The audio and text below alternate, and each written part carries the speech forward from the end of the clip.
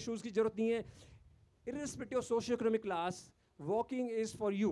Even in a travelling business की भाई हमारा हमारे को ट्रैवल करना पड़ता है मार्केटिंग के लिए, तो जाना पड़ता है। You just need a pair of shoes with you, और उसके साथ में आप मॉर्निंग में सब शुरुआत करिए 3 से 4 किलोमीटर वॉक करने की। सिंपल है, doesn't require any investment. Second, अगर आप किसी भी तरह का स्पोर्ट्स के स्ट्रॉन्ग फॉलोअर हैं, या जो कि आप अच्छा लगता है आपको, जैसे चाहे भले बैडमिंटन हो या लॉन टेनिस हो या किसी भी तरह की एरोबिक एक्टिविटी जो आप करना पसंद करते हैं, मॉर्निंग में 45 मिनट उसके लिए ज़रूर निकालिए, ज़रूर निकालिए। अगर आप डाइट के प्रति जागरूक हैं, फिजिकली एक्टिव हैं और मेंटली स्ट्रेस फ्री हैं, स्ट्रेस फ्री के लिए बेस्ट वे है योगा एंड मेडिटेशन। योगा अपनी तो हमारे हिंदुस्तान की धरोहर है, पूरी दुनिया में प्रचलन है, और हमारे 5 से 7 10 साल में इसका वापस से अभी पुश हुआ है, क्योंकि हमारे मोदी जी ने भी 21 जून को इंटरनेशनल योगा डे अनाउंस किया। उसके बाद में आप देखेंगे तो सारी कॉलेज में, हर पार्क में योगा हो रहा है, कैंप्स हो रहे हैं, और अच्छी बात है कि हम लोग भी इसको एक्सेप्ट कर रहे हैं, फॉलो कर रहे हैं, और यंग क्राउड भी इसको ले रहा है। That is a overall healthy life style. Even इस फेस्ट के अंदर भी कई योगा के सेशन रखे हैं और ऑर्गेनाइजर्स ने, बहुत अच्छी बात है। तो balance diet, regular physical activity and stress free life, ये तीनों चीज़ें आपको सारी बीमारियों से दूर ले जाएगी। Dr. Saab, as we talk about, all these things, ki a healthy lifestyle and, good food and more mobility in life leads to a healthy life. But there are cases in youngsters, बहुत बार ऐसा हमने देखा है, and, death doesn't spare anyone. हमने recently काफ़ी सारे young celebrities को भी खोया है to a heart failure and a heart attack. तो इसके लिए आप क्या कहेंगे? What might have been the reason कि certain people, because people say कि these might be the vaccines, some people say कि health drinks आजकल बहुत सारे आ गए हैं, तो they are healthy but they're drinking all those things, so probably that is the reason. What do you have to say about all these things right now? या देखिए, बहुत ही इन्होंने एक अच्छा क्वेश्चन पूछा कि कुछ लोग जो कि मिडिल एज में 40 साल की उम्र में, 50 साल की उम्र में ओवरऑल हेल्दी लगते हैं। जैसे अब वो सिंगर के है, वो अपने कंसर्ट में गए हुए थे, शायद कैलकाटा में थे, उस कंसर्ट के तुरंत बाद में वो एकदम से कोलैप्स हो गए।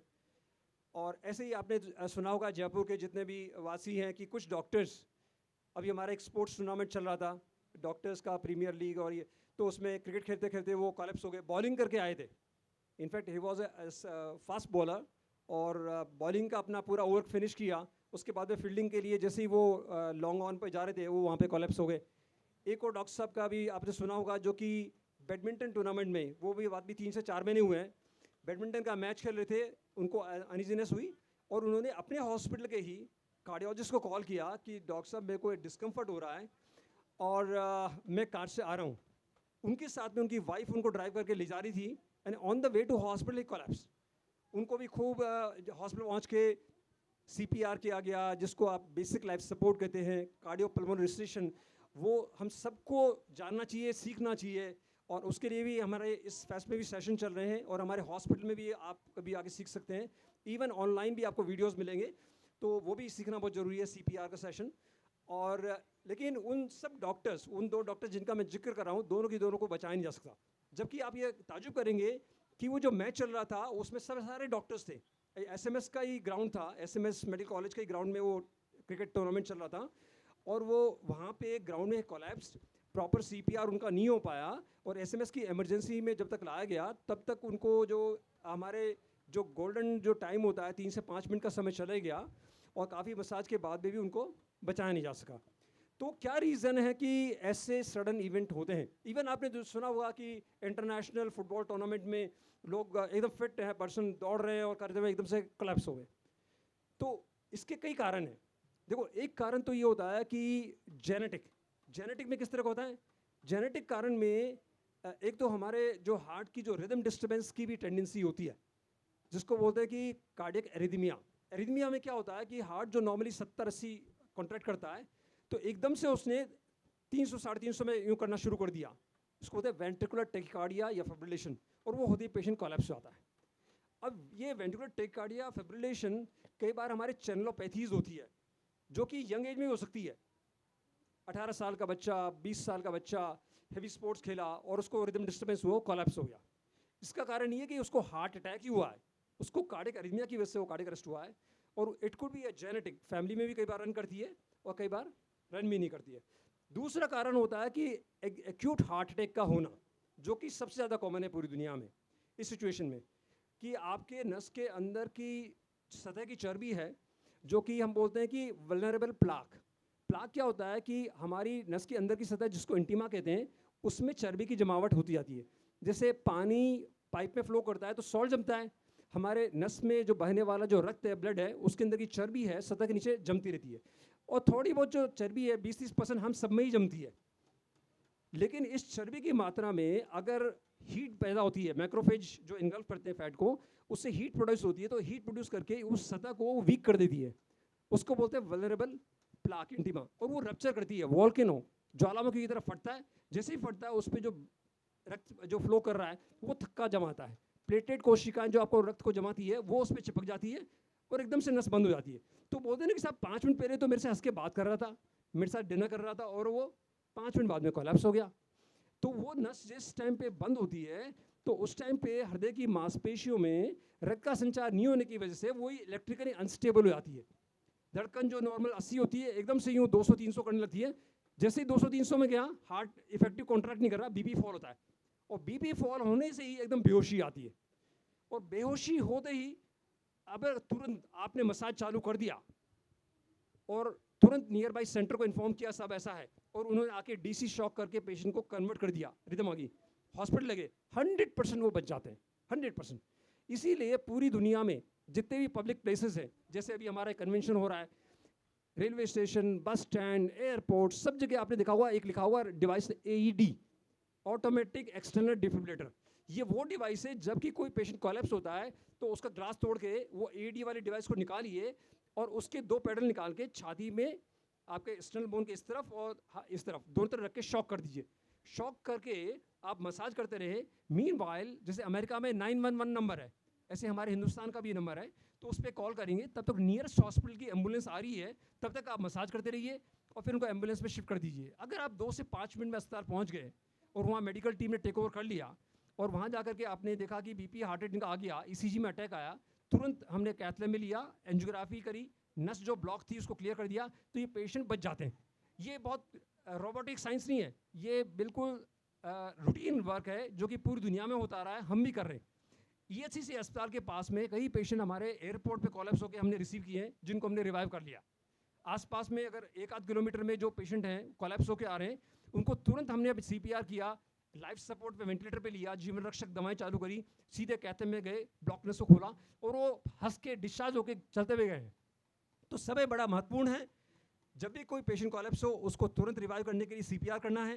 तुरंत अपने को 2-3 काम करने हैं। तुरंत आपको आसपास में बाइस्टैंडर हैं, उनको बोलिए कि एक जना तो फ़ोन लगाएगा, एक जना CPR करेगा, क्योंकि you need a man power. ऐसा नहीं है कि आप फ़ोन लगाने लगे, पेशेंट को छोड़ दिया तो समय चलेगा।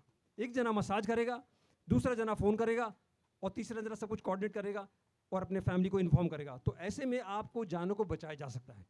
तो यंग हार्ट अटैक कॉमन है और उनके रीज़न सबसे इंपॉर्टेंट है। एक तो नंबर 1 स्मोकिंग या एक्सेसिव अल्कोहल, जो कि अल्कोहल बिंजिंग बोलते हैं। थर्ड इज़ इनएडिक्वेट रेस्ट, रात को नींद पूरी नहीं लेना। आप बहुत डिमांडिंग जॉब में, टारगेट्स हैं आपके पास में, हर चीज़ के टारगेट्स हैं, पूरे टाइम दौड़ते फिरते रहें, 4 घंटे सोते नहीं हैं, और नींद कम आने के बाद में जो एक्सरसाइज करते हो ना, उससे भी रिदम के डिस्टर्बेंस ज़्यादा होते हैं। अगर आप एक्सरसाइज करते हो, वॉक करते हो, जिमिंग करते हो, तो have a proper rest first. पहले प्रॉपर आराम करिए और फिर उसके बाद में जाके व्यायाम करिए, नहीं तो फिर कार्डियक रिदम के डिस्टर्बेंस होने की संभावना ज़्यादा जाती है। तो स्मोकिंग छोड़िए, अल्कोहल छोड़िए, प्रॉपर रेस्ट करिए, एक्सरसाइज करिए, तब ये हार्ट अटैक को बचाया जा सकता है। वेरी वेल सेड डॉक्टर साहब। वाकई में मतलब ये बात क्लियर होती है कि अगर हम CPR सीख लें तो ये जो हम कहते हैं ना कि सिर्फ डॉक्टर्स ही जान बचा सकते हैं। डॉक्टर्स तो ऑफ कोर्स उस पेशेंट की टेक केयर करेंगे लेटर ऑन, लेकिन हम भी लोगों की जान बचा सकते हैं। We too can have that talent, and और वो दुआएं भी मिलेंगी जो हमें, वो अलग बात है। डॉक्टर साहब, since we have lesser time, I would now want to ask you one thing कि ये जो चक्का है हमारा, जो बिजी हम चलते हैं ऑल, उसके चलते काफ़ी सारे लोगों से पूछा जाए, यंगस्टर्स ना, हमारी आपस में भी बात होती है तो यही बात निकल के आती है, अरे यार जिम मंडे से जाएंगे। एक वो मंडे होता है जो कभी आता नहीं है, फिर के अरे मतलब आज तो समोसा डे है यार, मतलब छोड़ो अभी। हालांकि आज मैं भी समोसा डे ही मान के चल रही थी, बट डॉक्टर साहब की बातें सुनने के बाद नाउ आई थिंक इट्स बोलो pencil samosa cancel, so that's not going to happen at least today. तो आई डोंट नो आगे का, बट या these are the things that are there कि people they have to reach there, you know, वो अपने routine में से time निकालना, अपनी health के बारे में सोचना, and many women, you know, they don't get time to actually take care of themselves because they have their work, they have their family to take care of. तो अपने आप को इंसान अक्सर, same with men as well, they miss out on themselves. तो ऐसे जो you know busy routines हैं, schedules हैं, उनके लिए आप क्या टिप्पणी देना चाहेंगे? देखिए, एक तो सबसे पहले आपने कहा कि समोसा खाने की इच्छा करती है। मैं सबको कहता हूँ कि अगर आप हेल्दी लाइफस्टाइल जी रहे हैं तो कभी कभार ओकेजनली आपको जो अच्छा लगे आप खाइए, इसकी पूरी इजाज़त है। हम जयपुर है ना? वाले हैं ना, ऐसा हम नहीं रोज़ कि खाना आपको चाहते हैं। आपको जैसे महीने में अगर 30 दिन है, 30 दिन, if you are very meticulous about your diet on a weekend में you can have some fun time, you eat whatever you like. Right. In moderation, not in excess, in moderation you can enjoy whatever you like. और दूसरा जो आपने कहा कि हम इस hectic lifestyle के चलते किस तरह से अपने आप को मैनेज करें, मैन और वुमेन। देखिए, सबसे इम्पॉर्टेंट है हमारे को लाइफ में कुछ समय अपने पास निकाल करके अपने को प्रायोरिटीज़ फिक्स करनी बहुत ज़रूरी है। प्रायोरिटीज़ में क्या है कि हमारे लिए अपना करियर बहुत इंपॉर्टेंट है, हमारे लिए फैमिली इंपॉर्टेंट है, और उससे सबसे ज़्यादा इंपॉर्टेंट हमारी अपनी पर्सनल हेल्थ है। आपकी हेल्थ के लिए कोई और फैमिली मेम्बर या आपका फ्रेंड रिस्पॉन्सिबल नहीं है, you your self is responsible. हमारे लाइफ की जो एक मिशन है और उसके एजेंडा है वो हमको खुद को फिक्स करने पड़ेंगे। अगर आप हेल्दी होगे तभी प्रोडक्टिव होगे, तभी आप अपने जॉब में भी एक्सेल कर पाओगे, तभी आप फैमिली की भी बेटर टेक केयर कर पाओगे। तो you have to be very meticulous about planning your own health plan, planning your own life. तो उसमें सबसे इंपॉर्टेंट है कि you have to have a out of 24 hours keep 1 hour separate for you. Absolutely 1 घंटा वो आप अपने लिए, एक तो इंट्रोस्पेक्शन के लिए, रिलैक्सेशन के लिए, अपनी फिजिकल एक्टिविटी यानी वॉक के लिए और अपनी हॉबी को परस्यू करने के लिए keep at least 1 hour separate in every 24 hours. That's very important and it's all possible. ये बात नहीं है कि आपको आप बताएं जेफ बेजोस